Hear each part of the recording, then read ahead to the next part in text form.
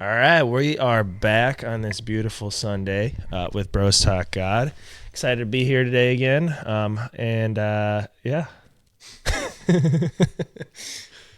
Start of a century right there. Yeah. Sorry, honestly, I'm like super tired. It's been a long weekend for me.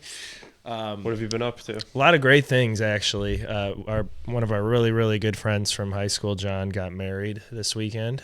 So we've been in the West Loop part of Chicago, which we don't usually go down to Chicago unless we have events and things for the last 3 days. And so, yeah, I'm a little bit tired. There's a lot of traffic going back and forth and all that, but still excited to be here with you today to talk about your experience from the last episode, after the last episode, and get into some scripture as well.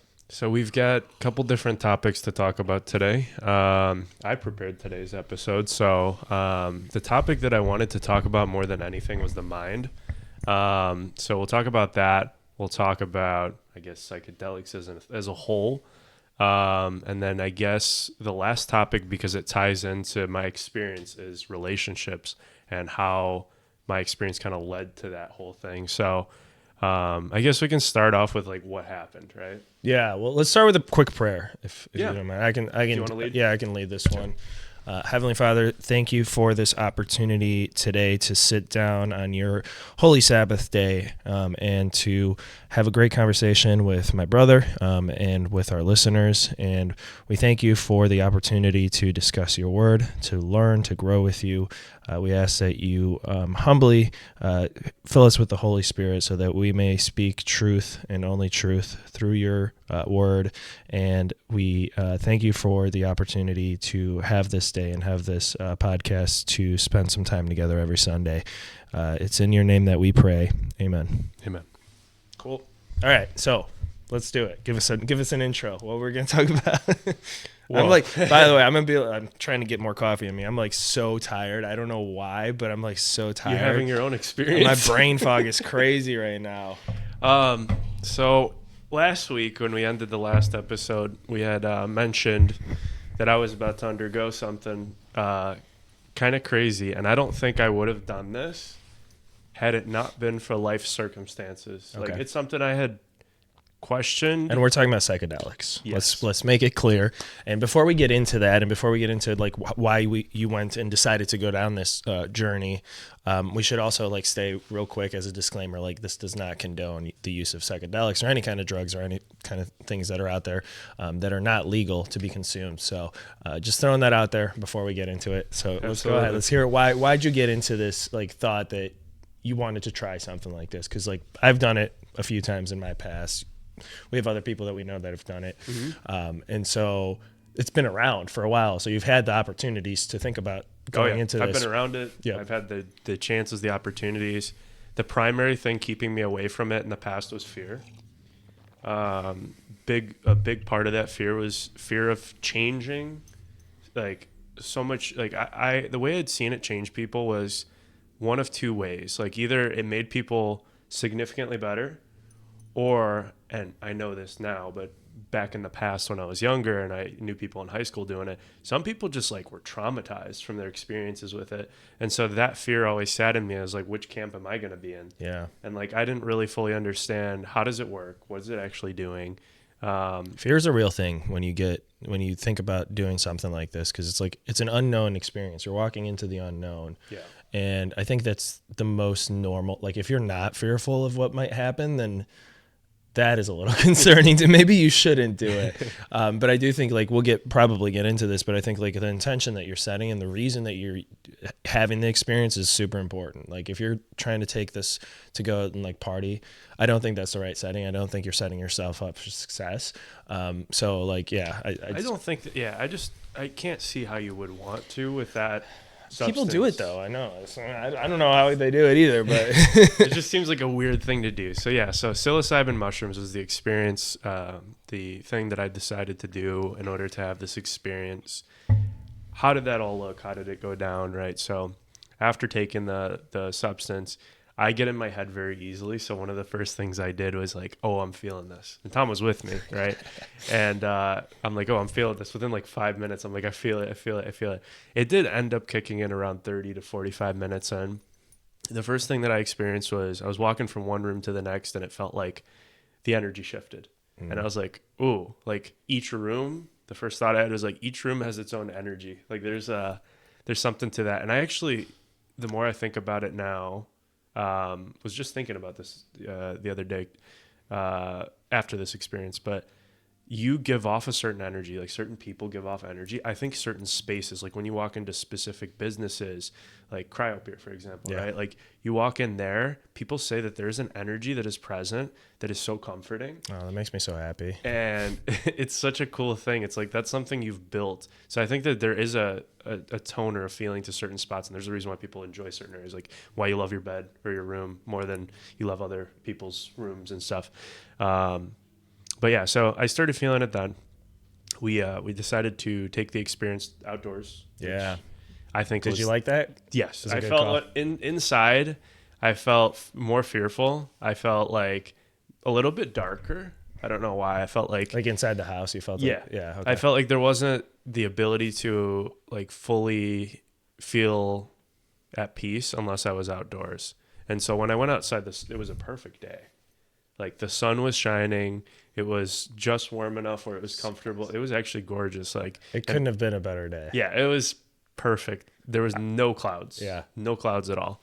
So we started off by just taking it easy, laying back and sitting in some chairs. And it progressed. I felt it more. I felt, I was expecting to feel it in my gut, but I felt it in the back of my head. Yeah. Which you had said something interesting, which is like, oh, maybe you have something blocking you there. Mm-hmm. And with my experience with other things in my life, like I felt that kind of thing in the back of my head too. So the big thing I needed to do for this experience was relax and allow things to play out how they play out, which was the theme of the entire experience. And that's really what I took out of this more than anything was like, you are rushing through life. Like you are trying to, everything that you want, you're trying to jump to it immediately. Like you want it here now. Like you want that same day delivery, you know? Yeah. And I can't explain how time is like not a real thing. Yeah. After this experience. We live in a world of like instant gratification and we keep building upon that world. And so like, it's like ingrained in us in some ways. We're getting used to it. And it took something like this to really like humble me and be like, whoa, you need to slow down. It was so crazy because, okay, so the effects start to rise. Yeah.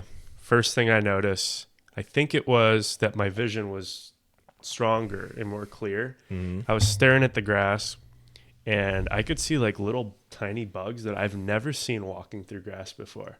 And I saw the little blades of grass and it was just like the detail was crazy. So I could not stop staring at it. I was like, whoa, this is crazy.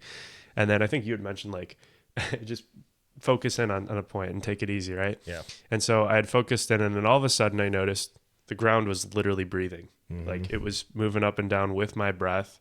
And I was like, whoa, okay, so this is starting to, because I had no idea what to expect, right. you know? I had a preconceived notion that it was going to be this crazy thing, that I was going to see some weird, crazy things during this time.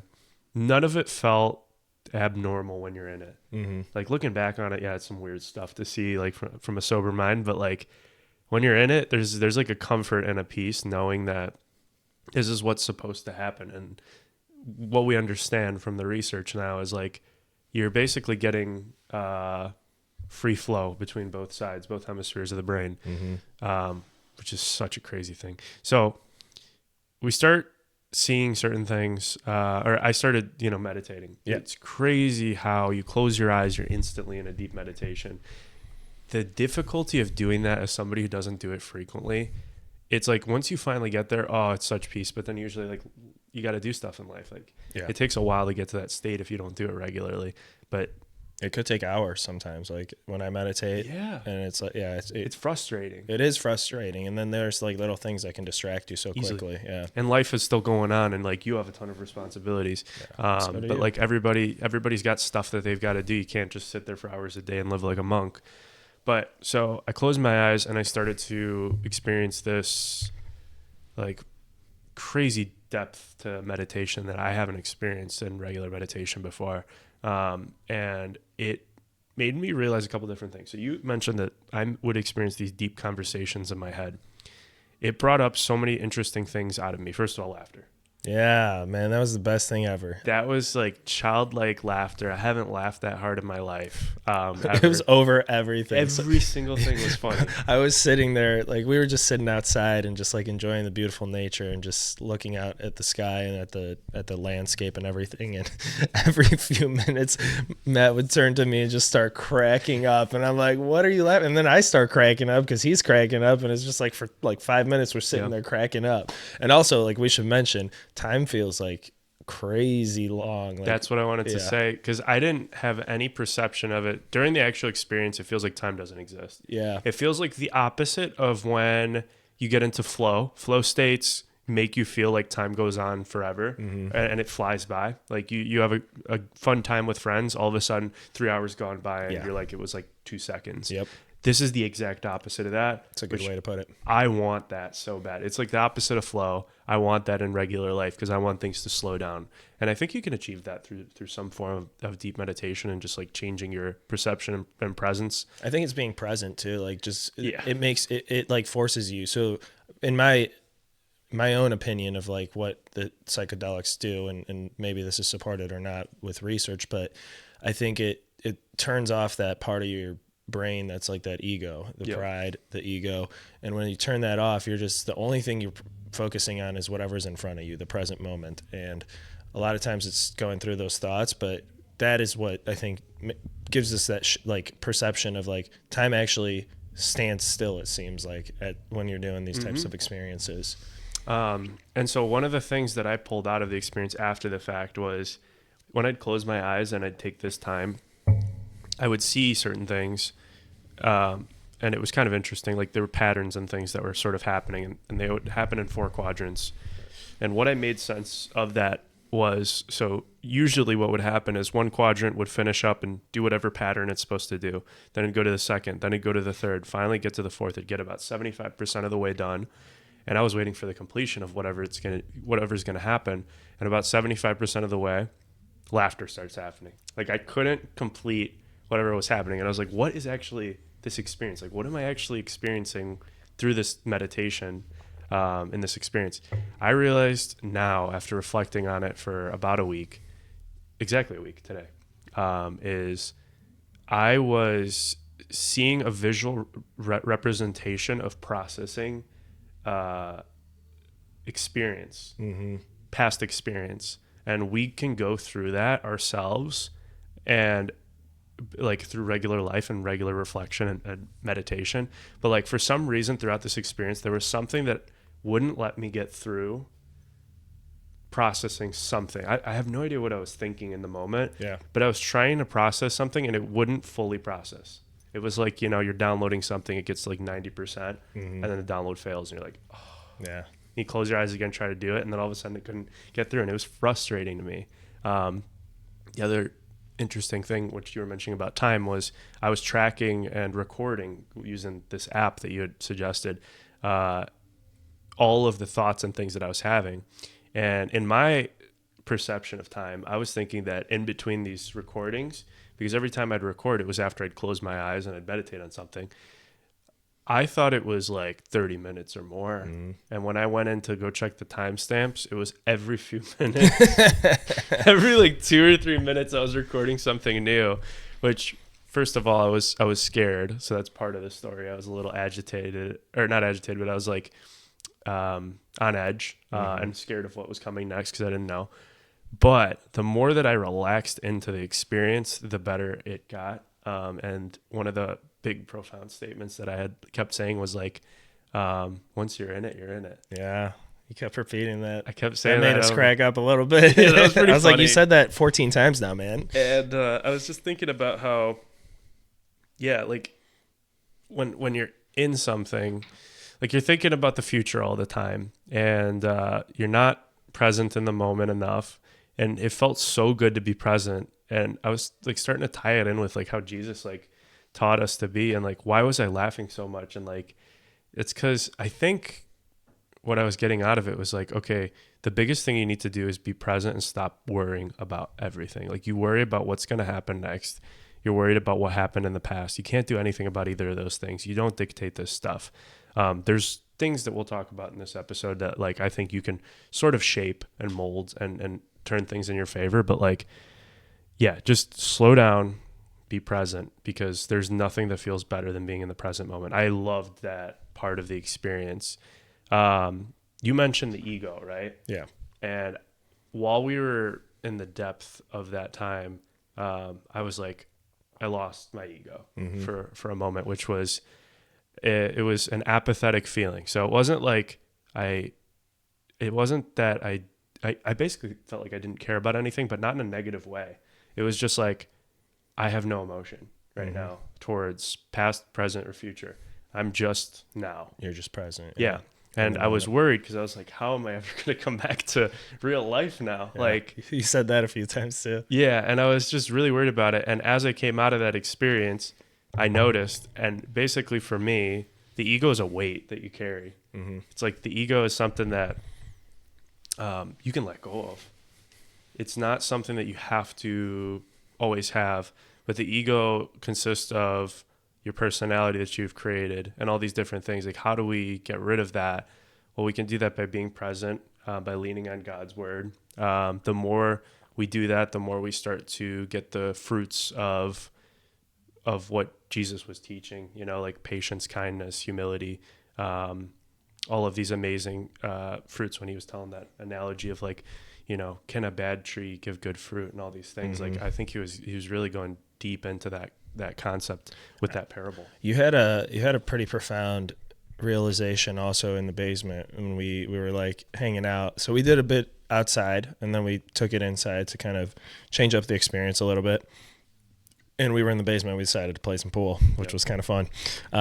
But you had like a big realization at that moment of like, we build ourselves up to be like, we have this image of ourselves of this is the kind of person I am.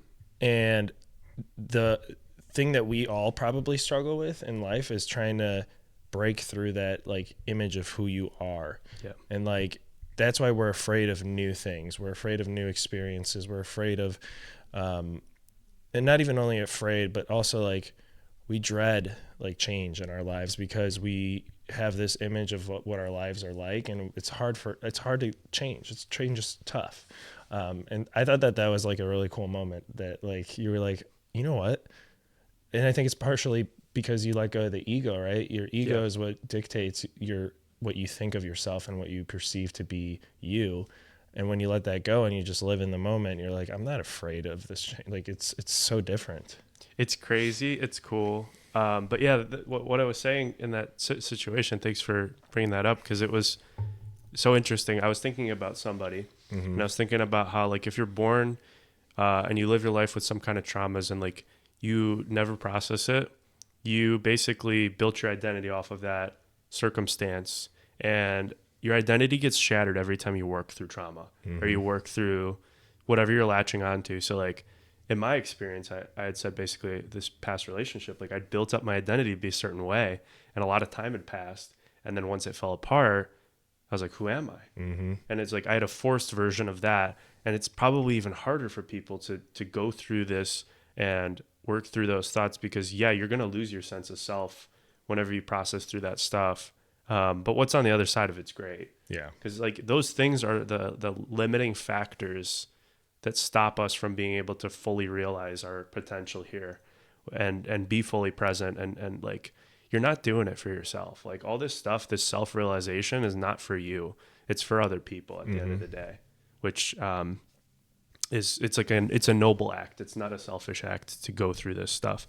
One of the other things I was like, one of the big profound realizations was that like your perceptions shape your reality. And I've always known this, like it's all perspective, life's all perspective, but I realized how important it is to not be afraid to go and experience different things. I'm not saying go do some crazy drugs or something. I'm saying like go and like do something you normally wouldn't do. Like I, throughout this time was like going by myself to go into different churches and stuff. And like, I learned a lot and that put me out of my comfort zone a little bit, but it gave me like a completely different perspective on how things are. And like, if I get the chance one day to build a church or something, like how I would want that to look. And like, it's so cool. Like it's useful to collect experiences in order to not only be sympathetic to other people and their circumstances, but also to live your life differently because of it.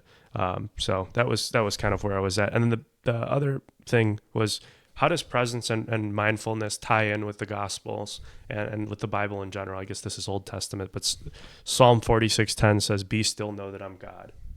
And I was like really sitting on that. I'm like, what am I doing in this experience? I'm being super still. And when you're still, like, when you let go of everything, like, you are with God in that moment. Like, you're stripping away everything else that usually like keeps you away from it, and you're just being fully present with him. I think that's why presence feels so good, is because you're walking with God. He's always there, but you're not acknowledging it until you are present in that moment. So love that. The overall theme of the whole experience was, something I was struggling with was surrender. And I always saw myself as like, no, I'm pretty humble. Like, I can surrender. But I was like, no, like this really showed me, like, you really have to let go of everything. And it's fine to want and hope and all this stuff. But like, realistically, if you do that and you try to force your will on the world, you're not going to see what you want out of the world. That goes with relationships with other people. That goes with like everything. You're not going to get the outcomes you want majority of the time. Like, it's going to be the outcome that you deserve. Yeah. So the more you let go, the better things work out. And the better the the entire experience is if you just let go, because whether you want something to go one way or you don't, it's like you're ultimately not in control of that. Like, you can make steps, obviously, and choices, and we have free will, but ultimately whatever is going to happen is going to happen. And enjoying that experience, whatever it is, whether it's a good one or whether you're going through tough times, like a lot of people probably are right now, like, if you can find those moments of peace and presence, it becomes a much more like meaningful experience for you, and you can get through your days a lot easier. Absolutely. Yeah. I was I'm very fascinated by this concept of manifestation right now. So that's been like my big thing. And we have a role to play in how our life goes. It's not all predetermined, in my opinion. Like, there is some predeterministic things, like God knows how it's going to play out, but we do have free will. So I choose to subscribe to the idea that I sort of get a chance to dictate how things work out. How do we do that, right? We can't necessarily, like I said before, like control everything. So how do you go about that? Interestingly enough, came across this podcast episode this morning, which I feel like sometimes stuff shows up to you. It's kind of like when the student's ready, the master appears type of thing. Yeah.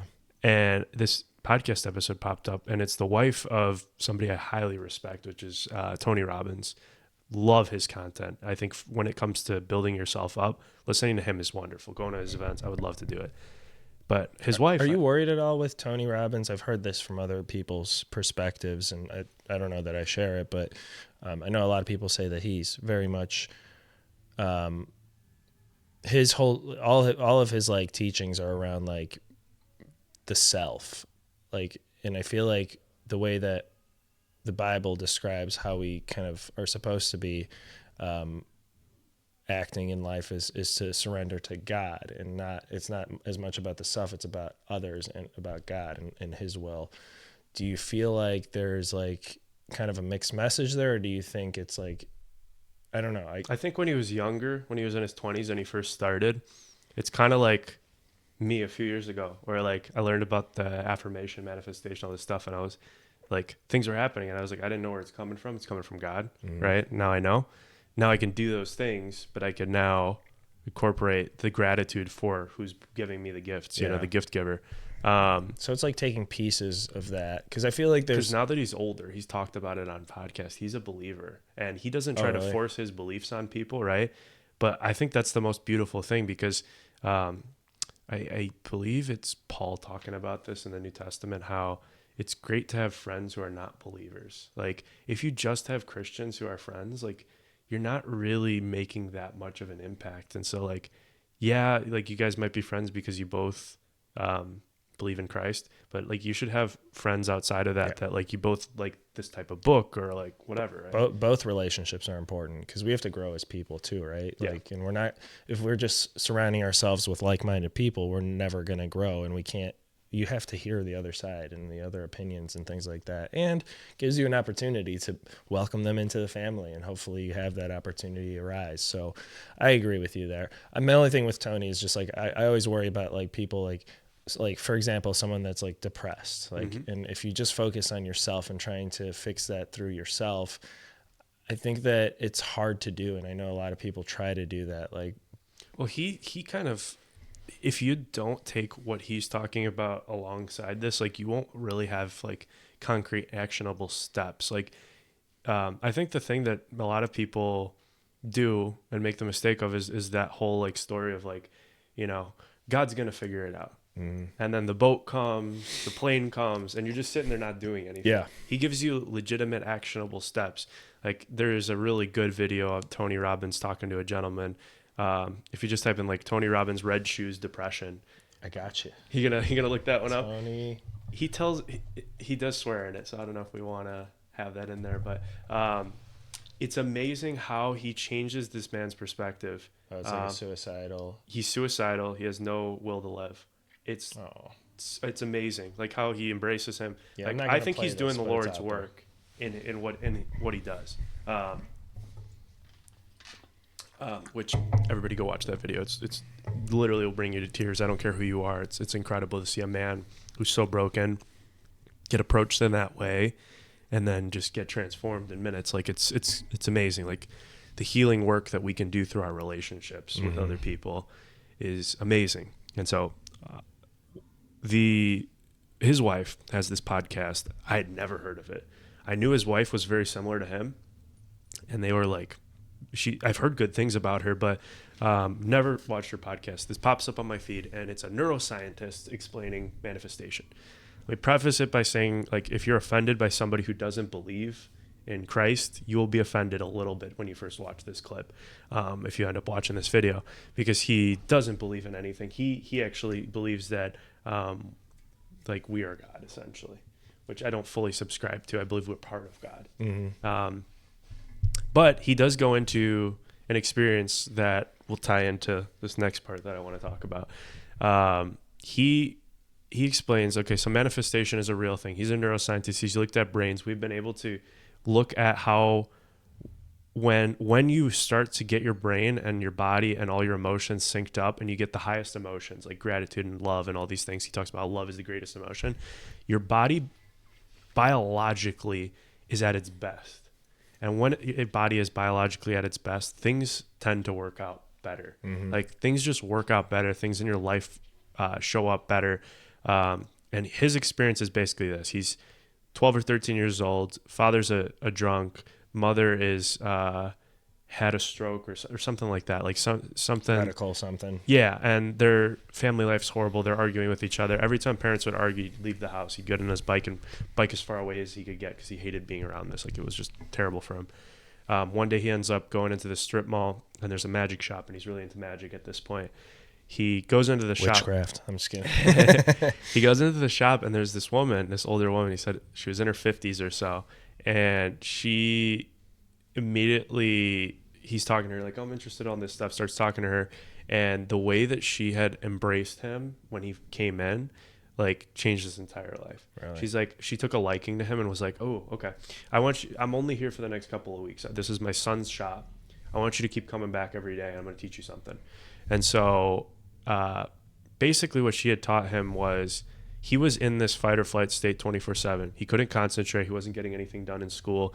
Like his life wasn't good. And so she taught him basic techniques of relaxation and manifestation. And what that did was he talks about parasympathetic and sympathetic. Sympathetic's your fight or flight. Parasympathetic is your rest and digest. So he described it as sympathetic fight or flight is fear, your fear state. Yep. And then your parasympathetic is your heart state or your love state. And so she had helped him do these techniques, and he was like, this is so weird. Like when in the moment he's a kid and he's like, this is so stupid. Yeah. He eventually like gives in and like relaxes his body, and all that tension that was built up in his body allowed him to get into more of this love state. And then she had taught him, write down everything that you want. And so he wrote down a list of like 10 or 12 things. He's, on the podcast, he's like, I'd achieved everything. But part of that story was like all the things that he had written down and like decided that he wanted and all these things, and like, didn't give him anything because everything was material. Yep.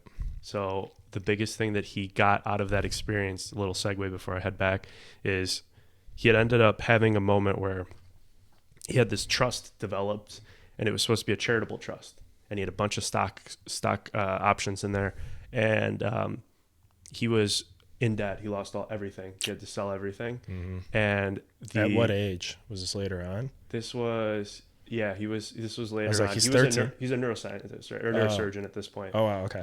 So he's $3 million in the hole, $15 million loan. Everything's gone. And his banker tells him, oh, we didn't finish the paperwork, so you don't actually have to sell these stock options and give them away. And something inside of him was like, just give it away. Yeah.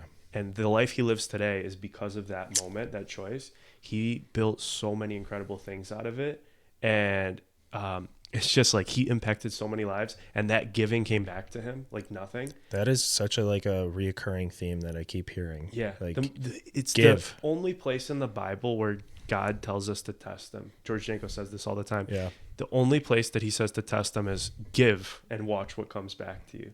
Like you will get tenfold more. Yeah. And so like there's the concept of tithing and everything, and that's been a theme in the past couple of weeks of like 10% of what you make, give away.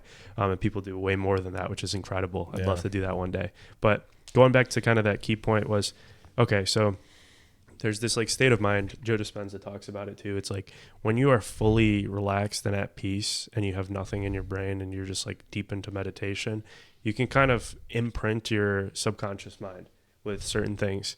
And so most of the time, generally speaking, I'll say it like he says it, but like obviously this is from the point of perspective of God's creating your world. You have some way that you're adding in your flavor or your spice, to it. And most of the time that's negative. Mm-hmm. It's like, if you look back, every way that you were thinking about yourself created who you met, created all these different things. Not created, but they led to these outcomes. And so he said, everything's negative that you automatically think. When you start to reframe and change those things and insert and just see things through a different lens, all of a sudden things start working out. Just everything starts working out. And I was thinking back to recently, and I was like, whoa, yeah, I was letting the negative win. Like I was letting the negative pervade my mind, and I wasn't countering those thoughts the way I should. And so he said, how do you do it? How do you imprint your subconscious? How do you program your brain? Well, so you first start off by getting into this state through some form of meditation where you feel no tension in your body. Your body and your mind are one, and you do a couple different things. So he said one of the things he likes to do is write things down. Mm-hmm. So he said, write down whatever your intent is, whatever your desire is, right? Read that desire in your head, say it out loud, and just keep repeating it until it's imprinted on your brain. And he said, just by doing these things, you're going to be putting yourself in this state. And then the more often, he said, when you wake up first thing in the morning, use your breath in order to get yourself into that parasympathetic, that state. And not only is it positive for a better life down the line, but you're also putting yourself in a more loving state, which is the key to happiness, life. Yeah. I think that's the answer to life, is to love. There's no bigger objective. Like I've been like, oh, like, what do you want me to do, God? It's just like love other people. Everything else is extra, but like, that's really what we're supposed to do here. It's so powerful and transformative. And so this whole thought about the whole manifestation stuff recently, because of this experience with psychedelics, it made me rethink this concept like of marriage. Like I haven't had a positive sense of marriage in my mind since I was a kid. I was just like, I saw our parents' marriage, fall apart, and I was just like, you don't think it really has an impact it totally shaped like how I viewed things. And I'm like, what do I need marriage for? Like, what's the point? Like, I can be committed and like, I don't need a piece of paper. And so I picked up this book. Actually, my advice, I went into ChatGPT. I said, I don't believe in marriage. I'm a Christian. What book should I read to counter my viewpoint? Because, you know, the whole surrender thing from the psychedelics, all this stuff made me be like, okay, I need to counter myself. I need to see if maybe there's more to this human experience, right? And so I came up with this book called The Meaning of Marriage by Timothy Keller. His background is he's a Presbyterian pastor, and his congregation, shout out to the Presbyterians. His congregation has a lot of single people. And so he was hearing all these questions, and him and his wife met in seminary school. So like when he was learning how to be, you know, pastor. And their experience is just so cool. That book, hands down, everybody should read it. I did not get what I thought I was going to get out of it. I got so much more. And I'm like, I'm reading the Bible, and he's referencing the Bible all throughout this whole thing. And I'm like, whoa, what an interesting perspective. Like, this makes me want to, you know, now that I've pretty much gotten through majority of the Bible, I'm still reading the Gospels. I think we should also read people's perspectives on the Gospels. So the next couple books I'm going to read are going to be like people's interpretations on Gospel of Luke or whatever. I want to read that more so he talks about marriage through the biblical lens. What is marriage designed for? He talks about Adam and Eve. So he goes, God created everything. Everything that he created was good, right? He finally gets to the point where he takes dust, breathes, you know, life into the nostrils of dust, and makes man. And the only thing that he didn't say was good after it was created was man, because he said, man needs someone else. And so puts Adam to sleep, takes out his rib, you know, makes Eve. First thing Adam says is, you're the bone to my bones. He was finally complete, right? And so that was the first marriage, right? Adam and Eve. And so this concept of marriage is just all throughout the Bible. And it's so deep. It's so deep, like unbelievable. So he talks about today we got this problem of, I got to get the perfect person. I got to have the most attractive. I got to have this. I got to have that. They got to check all these boxes. And I don't want to change at all. Right. I don't want, no. They got to accept me. I need a soulmate who accepts me and supports me through anything I want to do and all this stuff. It's so selfish and it's so wrong. But he highlighted this point, which is, first of all, nobody is going to be perfect. You're actually looking for somebody with potential. And so you want to see the potential in somebody, and that's what God sees in us, is like, who can we become? That's what God sees. He doesn't see all this garbage that we've done in the past, like all of our transgressions against him and all this stuff. Yeah. And even when he sent his son down, like, look at who he was surrounding himself with. Exactly. People that you would never think that he would surround himself with. He didn't go to the Christian. Well, there were no Christians yet, but not even the Jewish. Like, some of them were, but like some people had it figured out. Yeah, but then there were Gentiles, and like it was just people who were broken. But the potential of people is huge. Yep, I love that. And then the other misconception, and this is the deep one, which everybody should internalize this and accept this truth. Absolutely, love is not a feeling; it is a choice, and that's the terrible concept that we struggle with. And I would say my generation, there's so much of this misunderstanding. Even I got into it. Love is a choice. And so how did he demonstrate this in the book? So he talks about, he gets out of seminary school, he's married to his wife, and they get placed into this small town to minister. And in small towns especially, like, you are deep within the community, and you are going to everything. You're going to kids' soccer games. Like, you're going, and in the middle of the night at 3 a.m., if somebody wants to talk to you, you're opening up your home so that they can, or your church, so that they can sit down with you and talk to you about what's troubling them, and like all this deep stuff. They do this for a couple months, and then they get a free day where they don't have to do anything. Nothing is on their list of stuff to do. So his wife says to him, "What do you want to do?" And he goes, and I made this name up because I don't remember what the name was in the book, but he's like, "You know what we should do? We should have the Jacobsons over for dinner." And the wife's like, "What are you talking about?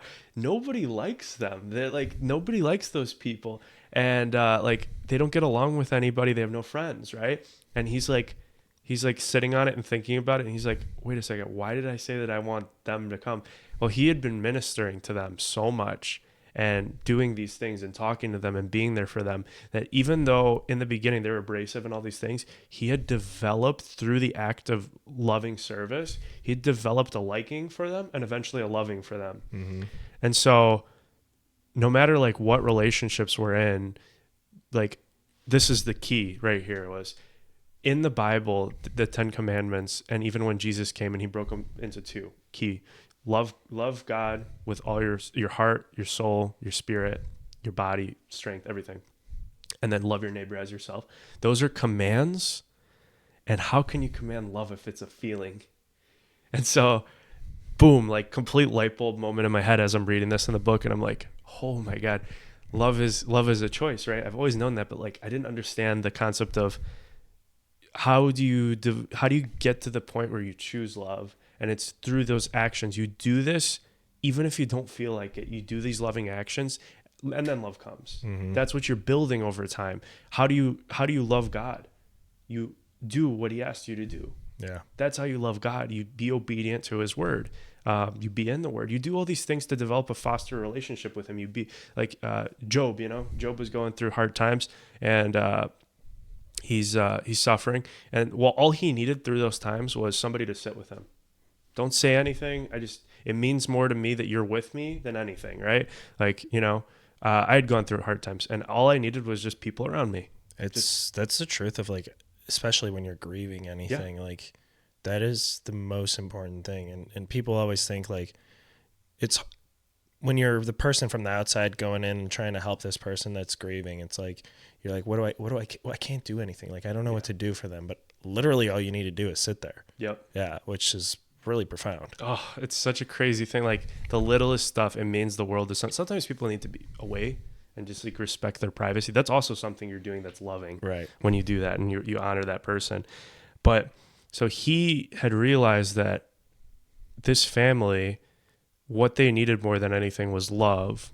And by ministering to them and doing these things, like he had developed this love for them. And that's how you love your neighbor. Yeah. Because, they approach Jesus in the Bible like, who's my neighbor? And he tells the story of the Samaritan, right? Yeah.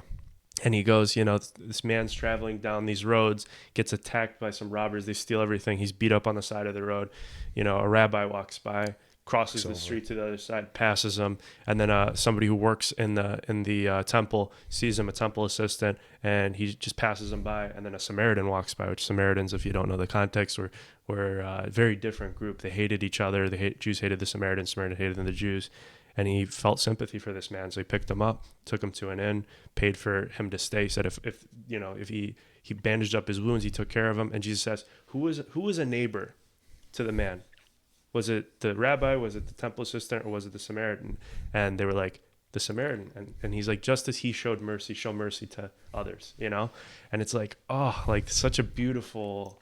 I love it. I love that story. And it's just, it put together pieces for me. Because I didn't understand, and I still struggle with, like, yeah, you feel like you're in love, but like it's what comes later. And that's the thing that like sucks for today is people will figure it out. I have faith, but like in relationships, there's that phase of time when like things are perfect and you're infatuated with each other. The honeymoon phase, it can last X amount of time, right? But there will be a point where you just see the things you don't like about somebody else. And that's when it really matters. Sometimes this happens after marriage where people feel like they're both strangers and they like see all these different things, and like loving a stranger at that point, like you're the concept that I really was sitting on was like, you're not going to find anybody better than the person that you find. Like once you've found that person, it's just about the willingness for both of you to decide to love despite all else. Mm. Because it's not going to be perfect. It's not going to be all great. But what Keller talks about in the book was like, marriage is so important to God because it is the relationship that Christ had with the church. Mm-hmm. Because it's like absolute service, but also marriage more than anything shines a light on who you are as a person and demands that you become better. And that was enough for me to be like, okay, Yeah. I rethink, and I completely changed my mind on marriage. Like, now I look forward to the day, you know? And like in the past, I was like, I hate this concept. Like, people just abuse each other through this, and like it destroys men and like all this kind of stuff. But like now I'm like very, very interested in this idea now. And he mentioned an article that was written in like Christianity Today. I'd mentioned to you the other day. Yeah. Christianity Today is a magazine, really interesting. This article was written in 2002, and he talks about how do we navigate life's uncertainties. Well, you do it through promises. So like when we promise to another person, you're building up trust, and you are basically, this is the only thing we have against uncertainty, and we don't want to feel uncertainty all the time. So what you do, you make a promise. What's the strongest promise ever? Marriage. You know, and you basically just both decide, we're going to figure this out no matter what. Yeah. I think one of the things I think about when I think about loving anyone, fundamentally for me now as a Christian, is trying to view every person as a creation of God. Like, everyone is God's child. Yep. And I think that we do ourselves a disservice. And I'm not speaking on behalf of like all Christians, but there are a lot of Christians that look poorly upon people who commit certain sins or live their life a certain way. And it's like, fundamentally, like, strip that away, because we're not supposed to judge that. That's not our job to judge the sins of others, because like, look at yourself in the mirror. And so like defining someone by like the way that they behave in the bedroom or who they surround themselves with, from like a sexual whatever way, it's like you can't do that. I think it's the wrong way to approach people, and that's not what we're taught to do. We're taught to love everyone as a child of God, and then grow that relationship from there. And I think when it comes to marriages, I agree with you. I think love is like something that you can choose to do. I do think that God will send you the person that you're meant to be with, like that person that if you don't force it. Yeah. If you don't force it, it'll happen. Exactly. And if you're going to keep looking at and nitpicking at that person, at every little quality that you maybe don't like or whatever, you're never going to settle down and have a happy life with that person. And ultimately, like, the best gift we can get is the person that is going to spend the rest of your life with you. That's the closest you're going to get to Christ's love on earth is marriage. Like, hands down, without a doubt. Author says it in the book. I 100% agree at this point. It's like, when you finally get to that point, and he was describing, like, interestingly enough, he's like, okay, so this person knows he's talking about his wife. She knows me so well, right? If somebody comes up to me and I don't know him, congregation, and they go, you are the kindest person in the world, and they say that, he goes, yeah, I'd feel the compliment, but it wouldn't mean a lot because they don't really know me. But then you get that same compliment from somebody who knows you, and he's like, that changes your whole spirit. Yeah. He's like, you've known me my whole life, and you're going to tell me that? That's an incredible feeling. And so, yeah, a strong marriage is really key. We got so many problems with that in this country today. Yeah. Think about how much that would solve if everybody was so, like, I don't know. Our kids need it too. Like, it's a fundamental thing. And I think there's a reason that this is repeated in the Bible so many times. The importance of having that relationship and the importance of that covenant when you make that decision is like, we are, if you're going to have kids, like, for them to have both parents who are never going to, like, in my personal opinion, they're not going to be two of the exact same people. You want to find some similarities, obviously, in the person that you choose to spend your life with, but it's actually a little bit better if, like, the strengths that this person have are your weaknesses. And then, like, your weaknesses or your strengths are their weaknesses. And that's kind of like you put it into one, and you guys become this, like, unstoppable force. And like, I feel like I have that with Paige, which 100%. Is like, I'm lucky because we found each other so early in life, and not everyone does. But I think that's what you should strive for. Like, find your best friend, find the person that you will sit down and watch a TV show with and just enjoy that time, like 30 minutes of just chilling. and your life will be better, because not every moment's going to be filled with like joys. Like you have to have someone that you can sit in like dull moments and still enjoy that time with them. Yep. He talked about the best friend too, which Yeah. that was advice you gave me years ago. Everybody says that that's the most important thing. I 100% agree with that. That's what I look for more than anything now, is because you can't help how you are attracted to somebody. Right. For men, it's usually going to be love.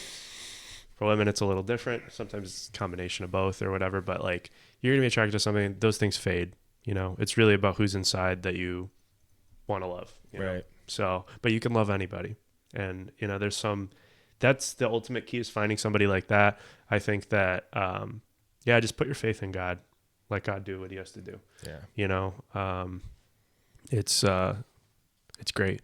One thing I wanted to say was 1 Corinthians 13, which I really think is really important, is Paul talking about love. And he said, if I speak in the tongues of men or of angels, but I don't have love, I'm only a resounding gong or a clanging cymbal. So I have no meaning. If I have the gift of prophecy and can fathom all mysteries and all knowledge, and if I have a faith that can move mountains but don't have love, I am nothing. Like, it's the most important foundational element of Christianity is love. And he said again, if I give all that I possess to the poor and give over my body to hardship that I may boast, but do not have love, I gain nothing. Yeah. He's like, it is the answer to life, is to love. Yeah. And Paul's very, like, he's someone that we should really study and listen to. Like, his story is unbelievable. Like, he persecuted the first Christians. Like real Christian in action, writing about going through it. Like, he is the most authoritative example of how to be like Christ. You know, we should follow Paul's example as well as Christ's example. Right. He gives it in action in more circumstances. I wish that they had written more about Christ. The Gospels are too short, in my opinion. Like, they touch on the key points, but I feel like if people had more stories, it'd be great. And Paul kind of filled the gap. He filled the void. Yeah. Because we only have a couple books, you know, that talk about Christ and his stuff. So Paul kind of fills in the gaps at the end. Even in those couple of books, I mean, like, we can talk about it ad nauseum, but the main message is love. Like, that is the key to everything we're doing. And so, like, marriage is such an important part. So that union, I think, you know, I wish our world would put more, I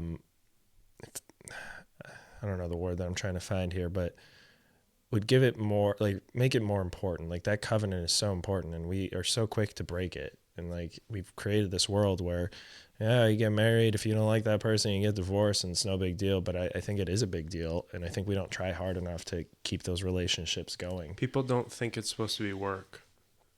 And I would say one of my biggest flaws was thinking that I don't need to change for somebody.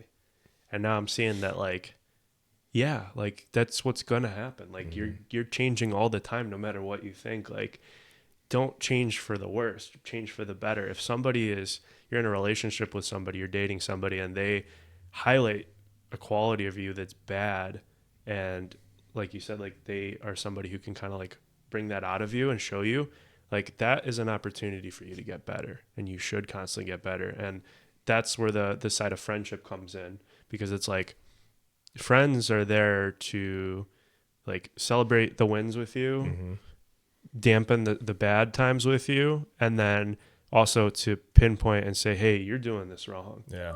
That's like, a good friend. You need to figure out what you're doing wrong here. Like, you need to fix this. And I love you as a person, but, like, you need to fix this. Yeah. And so that's why in the book he suggests your number one's always going to be God, but number one on earth should be your marriage. Above all else, above everything, he said, should be the unity between you two is the most important thing, which is so cool because it is a perfect demonstration of God. It's a sacred covenant. Yeah. But I do think it's also, like, we should mention, and I don't know how you feel about this, but I feel like being patient to find that person, the right person, because you will go through relationships. And like, I don't remember where I heard this, but someone was talking about, like, God has that person for you. And like, if you aren't patient for that person, you may jump into relationships throughout the timeline before you find that person. And maybe that's a good thing. Maybe it's for you to grow, but they may lead to divorces and things like that. So like, If you force things, you're going to end up with a whole lot of heartache for no reason. yes, absolutely. And you'll know when it's from him. And like, sometimes you do, I hate this thing because it's so cliche, but it's like right person, wrong time. Mm-hmm. And like, sometimes you haven't learned everything that you needed to do before this thing happened, and you did force things along.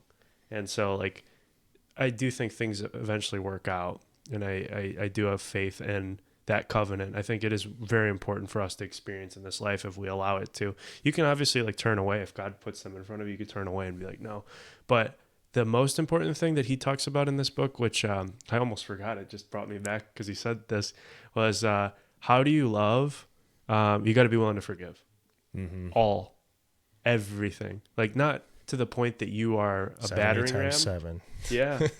Like, you need to love so much that you can forgive somebody of anything. That doesn't mean you get abused. That doesn't mean you make stupid choices. But if somebody genuinely comes to you with a heart that's pure, and it's pure, you feel it. Like, you just know when somebody's being authentic, and they're pleading for your forgiveness. And like, I've done this with friendships. Like, I've had to be the person that messed up bad because of my anger issues or whatever. And I had to come in humility to like, be like, hey, like, I don't deserve it, but it would mean the world to me if you could forgive me for this and we could move past this.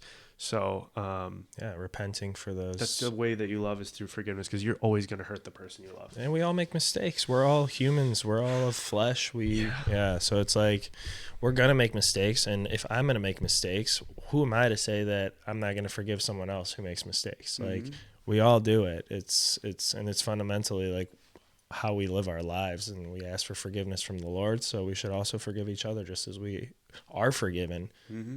Don't try to live somebody else's life, I think, is the key. It's like, you got enough in your own life. Don't point the finger. It's so easy to be so judgmental and all these things, but like, you shouldn't be worried about the concept of like how God said, like, you'll be judged by the same things you judge other people. Like, yeah, you should, but like, the overarching concept is you have enough to worry about in your own life. You have enough people to impact. You have enough of this stuff. Like, if you're present, there's no need to pass judgment or all this stuff. Like, just be ultimately forgiving, like Lord, like God is to us. Like, that will heal the world. If we can just practice a little bit more forgiveness, a little bit more love through our actions and through our, sometimes through our words, but I think the actions speak louder than words. That's how we heal everything. That's how I think we can create heaven here. Mm-hmm. We're supposed to create some form of heaven here, let people fully experience that. And it will just be, I think we're already starting to see it, like we've been talking about. And I choose to accept that as my manifestation concept, is like, we are building heaven on earth. We are building a form of heaven here, and it's spreading like wildfire because it's food for your soul, Yeah. That was the other thing, that profound realization you had on the... Oh yeah, that was my one thing. So I did participate with my brother, so that I could walk him through the process and like understand what he's going through. It's a little bit easier if you're actually same thing. See, like what shamans do. That's turning into a yeah. Here's why that's happening. Exactly. But yeah, my big thing was like for psychedelics, and this was just something that came to me, whether it's true or not. Like, it felt like it was like medicine for our spirit, whereas like we have medicine for our bodies, and this was something that just felt to me like while I was sitting there, like it was just like you let loose and you surrender yourself and you let go of that ego, and it's like something that like for you or with your laughter, like your spirit needed it. Yeah, I felt like you did. And to circle back to it a little bit, I'm curious, like, would you do it again? 100%. And if you would, like, what would you do differently, if anything? Yeah.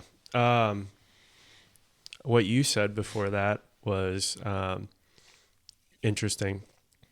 And I feel like I used to think of it as a legal use of the spiritual world, but I had no experience with it. So I didn't have a leg to stand on when it came to being critical of it, right? Not that you always need to. We know some things are bad. Mm-hmm. Like, we don't even have to say the names of the drugs, but like, we know things are bad. We see the devastation that it causes. I've yet to see like real devastation from people's experiences. Like I've just heard of PTSD, people overcoming PTSD. I've heard of all these great things, people coming to God because of this. Getting cured of depression, alcoholism, healing things. You see the scans of the brain. It's like, this is tangible proof that there is something good about this. We have nothing in the Bible to tell us how to navigate this thing. Right. So we have to make this judgment on our own. I thought it was this illegal use of the spiritual world. I thought I was going to see all these weird things. Things were going to attack me. I'm welcoming stuff in because of my experience with the new agey stuff when I was doing the astral projection and stuff. It's nothing like that. It's just, yes, I think how you go into it matters. Going into it with somebody who, in an environment that's good and like with somebody who knows what they're doing is key. But I can see myself doing it again. And to answer your question, I 100% will do it again. I will do more, more the next time. And I will really try to dig deeper into the meditation, because I think that's where the value really lies. You can keep your eyes open, walk around, look at stuff and like giggle and laugh at how funny it looks and stuff. But the value of it, the deeper, more like life-changing stuff that you'll get out of it, is closing your eyes and processing trauma, processing experiences that maybe you thought you dealt with, but you didn't fully deal with. Which, like, for me, it's like I have problems with trust. That's something that I'd like to still overcome. It's like, I'm working on that with God, but maybe I can work through these things that we almost know that, like, emotions stored in the body. Like when you get a really good massage, sometimes you'll like laugh or you'll cry or something. Like people store it up in their bodies, and like, you know, body keeps score of this stuff. And so think how much freedom's on the other side of like overcoming all of that. So I don't think it's bad. I think it's a tool, just like any other tool. Yeah. It can be abused. You need to do it responsibly. And my argument here is Jesus drank wine. Yeah. You know, are we going to say that, you know, because Jesus drank wine, like you should overindulge? Like, no, responsible use, you know, use it the right way. For the right reasons. Yeah, I agree with you. That's the key. Yeah. Great. What else is on your mind?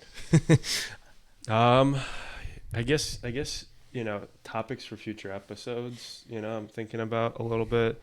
I don't know. Like, I don't know.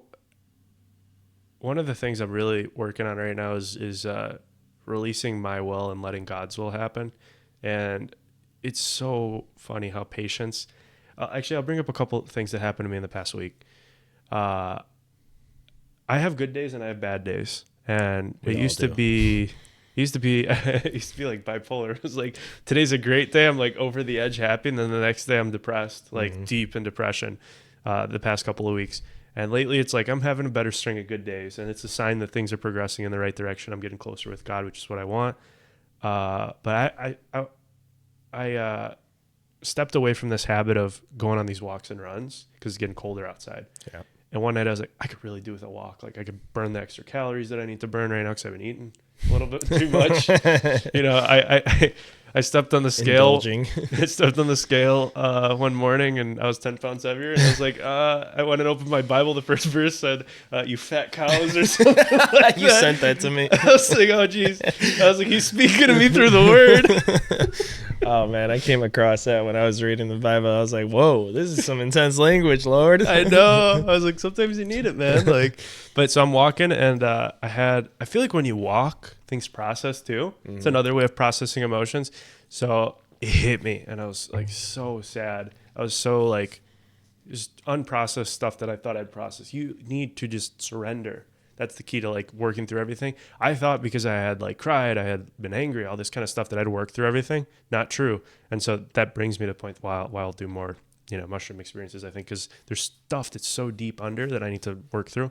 It brings up things that you wouldn't even like, and you don't have to like you want to go in with an intention of like what you're trying to do, like what you're trying to like.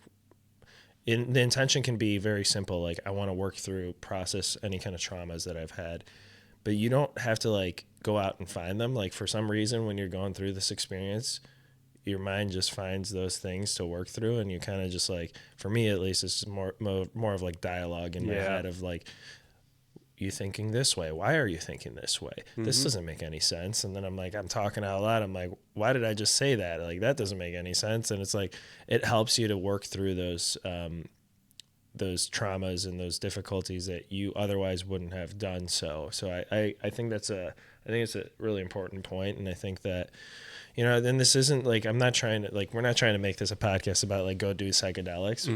It's not for everyone, for sure. But I think it's helped you. It's helped me. It's helped people in our lives. And so I think we shouldn't be quiet about that, you know? Yeah. And so I'm on this walk, and one of the things I resolved myself to do after that experience was don't try to like hold back anything. Just like let it flow. And so I'm talking to God in this walk. If anybody saw me, they would have thought I'm nuts. I'm like, why did you do this? Why is this happening? And then at one point I'm like, are you even listening to me? And I got frustrated, and I was like, we're doing this podcast. I'm spreading the word. I'm doing all these things. I'm living the way you want me to live. I've turned away from all these sins, and I feel like, maybe you're working, but I don't see it. And I was like, I'm not trying to challenge you or anything, but like, I really feel like sometimes you're just not there. Like, I don't feel your presence, all this stuff. Everyone feels that way. And it's pitch black, it's dark, and I'm walking, and this was maybe like 5 to 10 minutes after that. I was just walking in silence, no music, nothing. I brought my earbuds, but I'm literally just like nothing in there. And I was just like, maybe something will come to me. I'll have this realization, whatever.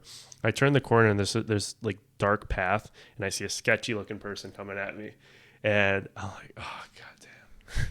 I'm like, oh no. Like, I'm thinking immediately the worst. I'm like, I'm going to get jumped. I'm going to get robbed or something, right?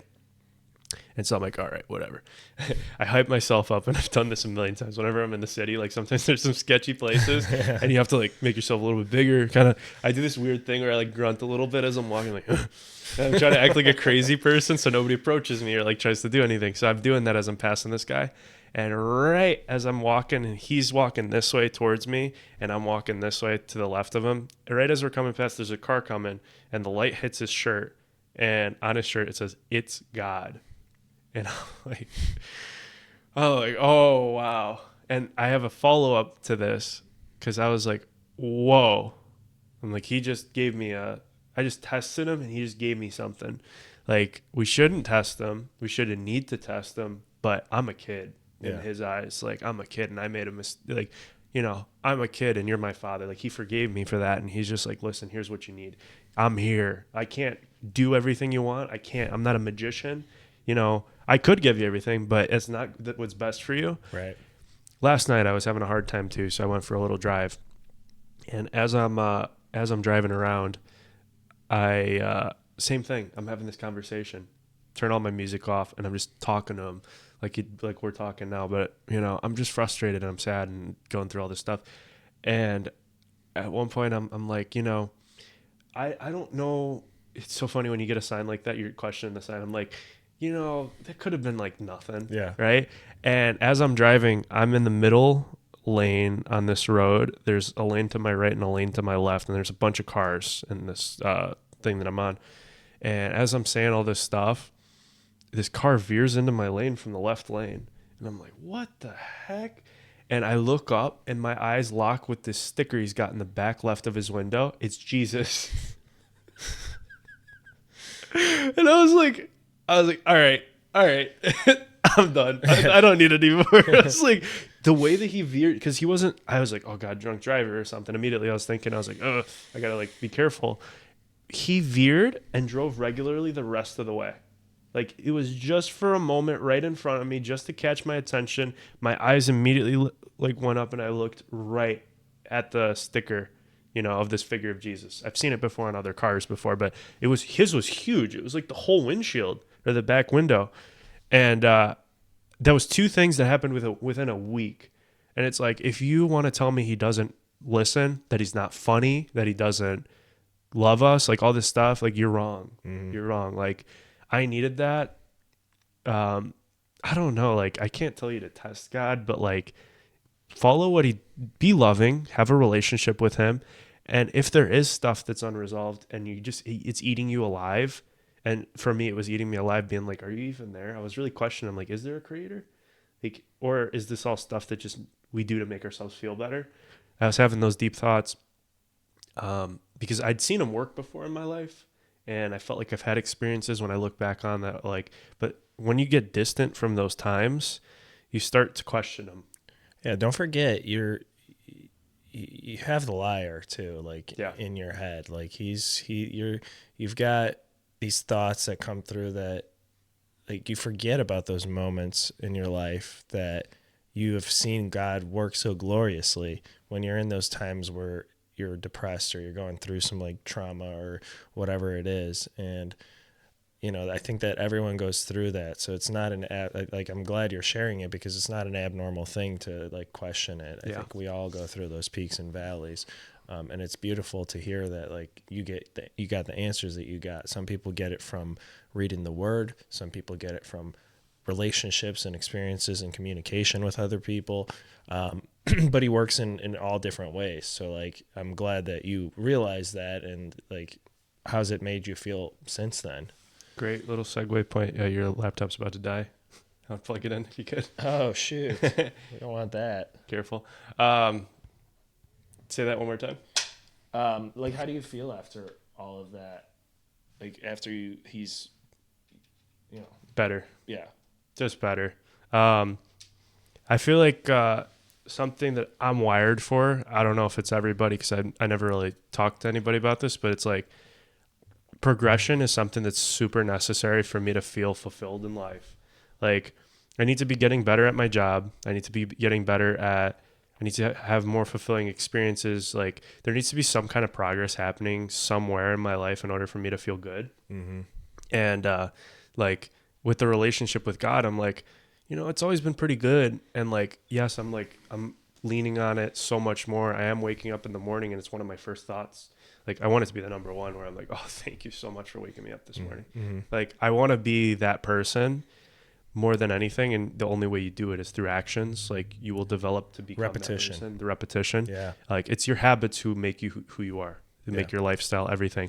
So like, if you don't like who you are today, change your habits and give it time. I'll be the first to attest to that too. Like, I think we all want to be like, have this light bulb moment with God and like, oh, this like, and all of a sudden your life has changed. It doesn't happen like that. No. Like, it takes time and effort, and it takes repetition of opening up the Bible in the morning, of listening to gospel music, if that's how you want to connect, like praising God. And you keep doing this and you keep doing this. And for me, as I continue to do this and repeat it, and I fall away, and then I come back, and it's like, then you develop the habit of thinking in that way where you're thinking in a loving way towards people. You're thinking with humility, you're speaking with humility, and you're allowing the Spirit to work within you. It comes down to the concept of everything's work. Yeah. You're never going to be, I'm not going to say never, because miracles do happen and they're hard to explain, but I feel like sometimes God's just like, got to do this for that person right now. Mm-hmm. This will have a long lasting impact that will impact so many more people if I just perform this miracle. Like, I think of the example with, I don't know, because The Chosen, I'm like working through the Chosen series. I'm almost done. Last 2 episodes of season 4. I don't know if this is actually in the Bible or if this is something that they created, because they also added things. That's a little bee or a wasp or something. Well, where did that come from? he's been flying around. Oh. But so Simon, also known as Peter, and his wife decide to have a baby, and he gets sent away on a mission by Jesus. And this is when Jesus sends out all his disciples out to different places to perform miracles and do things in his name. Yep. And while he's gone, his wife miscarries, and he doesn't know, comes back. There's this whole scene and stuff. Meanwhile, Jesus is going and bringing a child back to life, and he witnesses it. Like, he's one of the 3 people that witness it, and he's like, I know you can do this. Why aren't you doing it for me? Like, mm-hmm. I'm your disciple. Like, you don't even know these people. Like, and he dealt with that, like, pain and of that. But he eventually came to the point where it transformed his character, because in the story, and I don't want to ruin it for everybody, but like, you kind of know the Bible. Well, it's part of the gospel, yeah. Right. Like, but basically, he's very harsh and hard as a person, Simon Peter, and he hates specifically Matthew the tax collector in the Chosen series. And there comes a moment where, because of this, he accepts it, And he's like, it's God's will. It's his will that this happened. And even though this child is gone and it hurts me so much, and like, all this happened, and it's his will. There's something greater for this purpose. It transforms him, and you see him in this series eventually go up to Matthew, who asked Simon for forgiveness because he had like gone after him or whatever previously. Tax collector, yeah. As a tax collector. And he goes, and Simon, one scene walks up. First of all, the Chosen series, beautifully done. My face was covered in tears when this happened. He walks up. I know and the scene you're talking him. about. Yeah, I'm gonna cry thinking about the scene. The way that they recorded that. First of all, I love that series. Part of my tithing that I will do is to that series. Yeah. I will be donating regularly to that series because they're unbelievable how they're doing that story, how they're telling it. When I watch the show, when I don't feel like reading the gospel, I watch the show sometimes, and it makes me feel just as good as when I'm watching or when I'm reading the gospel. It's just another form of consumption of. It's a perspective thing, like you said too, like interpretation, like the way that they do it. They add obviously some flavor to it because it is a series, and it's meant to keep people engaged. And I think they do a good job. I do. I think there was a lot of like criticism early on that they're adding like these elements that aren't from the Bible itself. Yeah. But does it represent Christ? Yeah, Christ told us to meet people where they are. Mm-hmm. How much better of a way to meet people where they are than creating a series that maybe otherwise someone wouldn't watch, but because it's so moving the way that they tell the story, they come to Christ because of it. Like that's the ultimate goal. I've right? heard that happen. I've heard that happen through friends of friends that I don't think I recommended it to them, but they heard about it. They saw it on Netflix or something, and that put them into the faith. And it's like, think about it. Hundreds, maybe thousands of years ago, you had a bunch of people who couldn't read. And then, so reading was this like novelty entertainment source. So the Bible comes along, got the Bible. A bunch of people couldn't read it. They had to hear it from other people. Okay, that's your entertainment. You're getting together, you're watching it. We get to today, where reading's not as popular anymore. A lot of people don't read. What do? They go to the TV, they watch TV, they watch Netflix. How about, all of these previous Christian films that besides like Passion of the Christ, they're mostly poorly done. Yeah. They don't have a budget. Nobody's going to be funding these things. It's antithetical to the whole Hollywood thing because it's all, society is so self-absorbed and like I am God and there is no God above me, all this kind of garbage that exists. And that's what we're going to see in the world.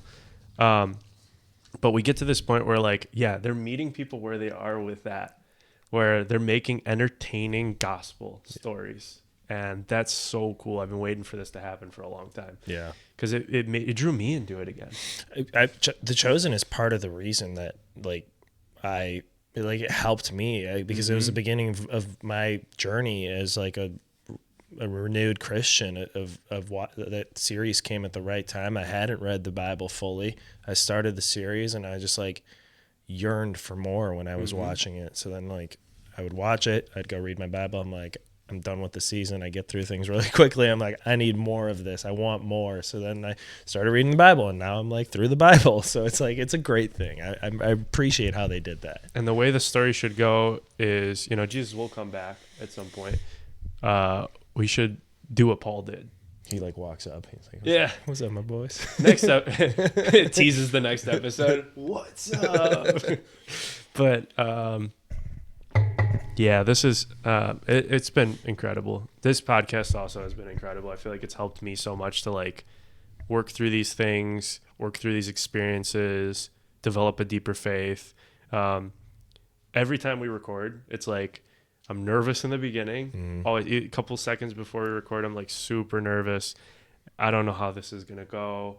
And then I love having conversations with people, but once you put cameras on, it's a whole different thing. But then we like ease into it. And I feel like when we get to this part, it's like, I feel good. And I feel like every episode we've been just getting a little bit like more, feel good about that one. Yeah. Yeah. Like this one, I feel really good about. Little improvements every time. Right? Right. Yeah. I love it. Awesome. Well, how far are we? Whoa, hour, 20 minutes, man. Well, great. I think maybe we should wrap it up unless you had any other thoughts that you wanted to share today. I think that, I think, well, I did put down that I wanted to give people some actionable things to do. Start to see, I like to look at the world as a game. Like growing up, I played a lot of games and, one of those games was, RuneScape. Yeah, I remember. And with RuneScape, you have a bunch of these skills. And the more you do those actions, the more you develop your skill, the more you unlock, the more you do this. And it's like looking at life like that. Like in this example, like you want to live a better life, be more loving. Think of loving as a skill.